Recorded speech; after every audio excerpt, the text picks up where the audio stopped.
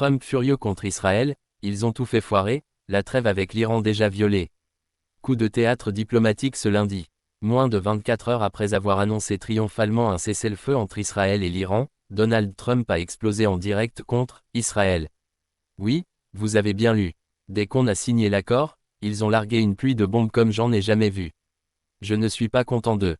Point. Alors que le monde retenait son souffle, espérant une désescalade dans le conflit israélo-iranien, Tel Aviv a lancé une nouvelle série de frappes aériennes à peine quelques heures après l'entrée en vigueur du cessez-le-feu. En réponse à un tir de roquettes mineures venu d'une milice iranienne et tombé, dans le désert, Israël a déchaîné sa puissance militaire. Un excès que même Trump, pas vraiment connu pour sa modération, a jugé disproportionné. Ils ne savent plus ce qu'ils foutent. Donald Trump, cité par le Wall Street Journal. Cette réaction soulève de lourdes interrogations. En contournant la trêve pour continuer ses opérations militaires, Israël isole ses soutiens, y compris à Washington.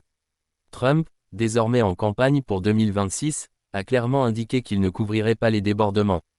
Ils ont tout gâché, j'ai sauvé des vies et eux, ils font tout péter. Ce ton glacial est inédit depuis des années entre un président américain, même ancien, et l'État hébreu. Ces derniers jours, les appels au calme se sont multipliés de la part de l'Union européenne, de la Ligue arabe, et même, de la Chine.